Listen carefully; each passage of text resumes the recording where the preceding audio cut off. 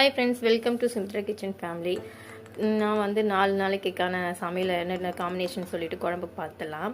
இது வந்து பொரிக்குழம்பு, பீட்ரூட் பொரியல் மண்டே செஞ்சது தான் போன வீக்கில். அது வந்து பீட்ரூட் பொரியல், அது காம்பினேஷன் பார்த்திங்கன்னா பொரிக்குழம்பு. இது உருளைக்கிழங்கு முருங்காய் போட்டு தேங்காய் அரைச்சி ஊற்றுட்டு தான் நாங்கள் பொரிக்குழம்பு சொல்லுவோம். பட்டை லவங்கலாம் எதுவுமே போடாமல். அதுக்கு காம்பினேஷன் பீட்ரூட்டு. சைட் டிஷ் பார்த்திங்கன்னா ஆப்பிள் கட்டி கொடுத்தாச்சு மார்னிங் அவங்களுக்கு. இது வந்து என் பையனுக்கு 6 o'clock பிரேக்ஃபாஸ்ட் லஞ்சுக்கு கட்டி கொடுத்தாச்சு. இது பார்த்திங்கன்னா கீரை குழம்பு, மணத்தக்காளி கீரையும் வெண்டைக்காய் பொரியலும். அது கூட இது பார்த்திங்கன்னா சைட் டிஷ் வந்து இதுதான் மாதுளப்பழம் தான் கொடுத்துருந்தேன். கீரை குழம்பு வைக்கும்போது துவரம்பருப்பு நல்லா வதக்கிட்டு நம்ம ஃப்ரை பண்ணிவிட்டு ஊற வச்சு அதான் பண்ணோம்னா நம்ம சட்டுன்னு வெந்துடும். அதை கூட கொஞ்சமாக ஒரு டம்ளர் அளவுக்கு சிறுபருப்பு ஆட் பண்ணிங்கன்னா கூடவே சூப்பராக இருக்கும் டேஸ்ட்டு, கீரை குழம்பு டேஸ்ட்டு. ட்ரை பண்ணி பாருங்கள். அதுக்கப்புறம் வந்து ஜூஸ் குடிச்சது தான் உங்களுக்கு போட்டிருப்பேன் ஆல்ரெடி வீடியோவில். இது வந்து மறுநாள் வத்த குழம்பு, வெண்டைக்காய் அண்டு காஞ்ச வத்தல் இருக்குது பார்த்திங்களா, சுண்டைக்காய். அது வந்து வத்த குழம்பு வச்சுட்டு சுரக்காய் கூட்டு தான் பண்ணிதான். ரெண்டுமே காம்பினேஷன் சூப்பராக இருக்கும். இதுக்கு சுரக்காய் நல்லா கட் பண்ணி வச்சுட்டு கடலைப்பருப்பு நைட்டே ஊற வச்சுடுவேன். ஊற வச்சுட்டு ஏன்னா காலையில் எழுந்து ஊற வைக்க முடியாதுல்ல, 6 மணிக்கெலாம் செஞ்சு கொடுக்கறனால ஊற வச்சுட்டு சுரக்காய் கூட்டு பண்ணேன். இதுலேயுமே கொஞ்சமாக சிறுபருப்பு ஆட் பண்ணிப்பேன். எதில் கூட்டு பண்ணாலும் கொஞ்சம் சிறுபருப்பு ஆட் பண்ணி செஞ்சு பாருங்கள், டேஸ்ட்டு கூடுதலாக இருக்கும், சூப்பராக. இதுக்கு காம்பினேஷன் பார்த்திங்கன்னா சைட் டிஷ் வந்து சுரக்காய் கூட்டு கொடுத்துட்டு கொஞ்சமாக வந்து சைட் டிஷ்க்காக அவங்களுக்கு இதை கொடுத்துருந்தேன் சிப்ஸ் மாதிரி.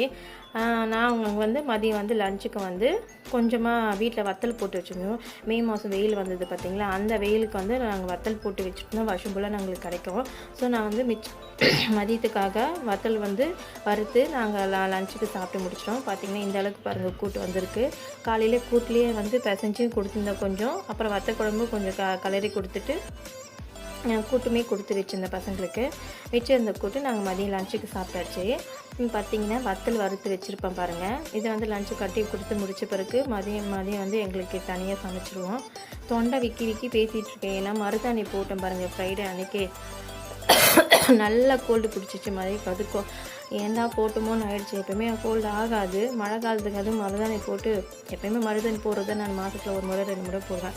வத்தல் பார்த்திங்கன்னா இதை பாருங்கள், நான் வருஷம் போல் வச்சுருப்பேன் சொன்னேன் பார்த்திங்கன்னா. இந்த அளவுக்கு தான் இருக்குன்னு சொன்னால் காலி ஆயிடுச்சு. செம்ம டேஸ்ட்டாக இருக்கும் அந்த வத்தலை. நான் எப்படி போடுன்னு ஒரு வீடியோவில் சொல்கிறேன்.